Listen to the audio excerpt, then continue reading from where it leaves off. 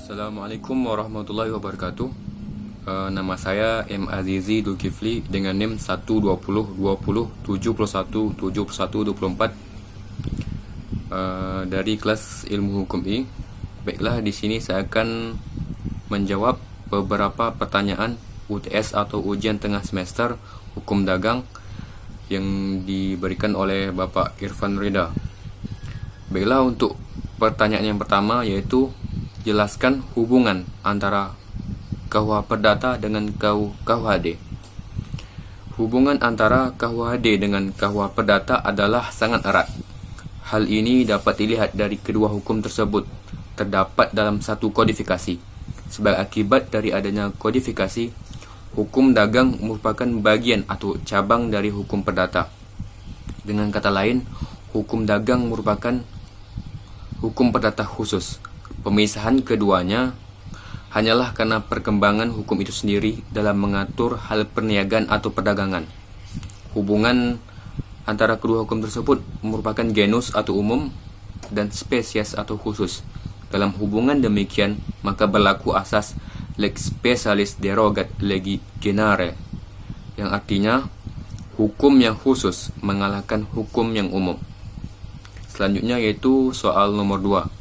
Sebutkan dan jelaskan perusahaan yang tidak berbadan hukum.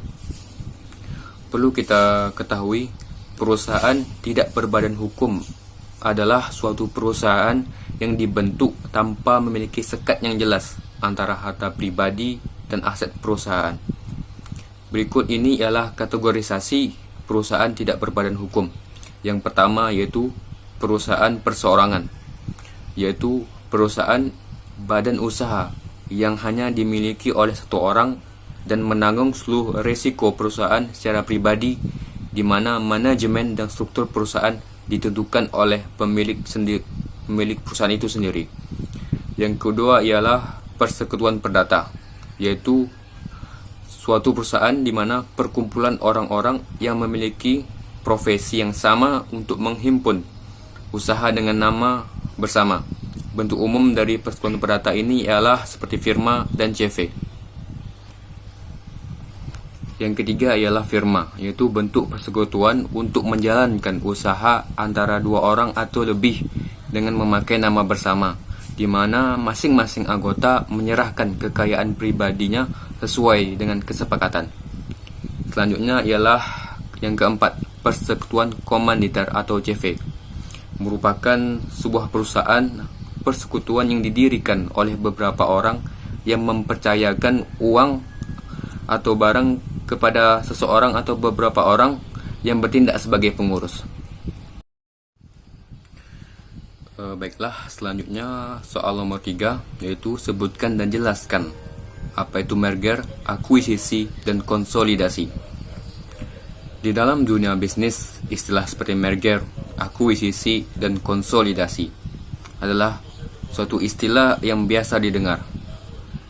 Merger itu ialah proses penggabungan antara dua atau lebih perusahaan dan hanya satu perusahaan yang dipertahankan. Contohnya itu seperti Lipo Bank yang bergabung kemudian melebur menjadi CIMB Niaga.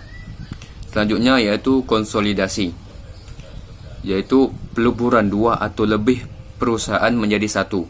Berbeda dengan merger yang tetap mempertahankan suatu perusahaan yang sebagai entitas independen.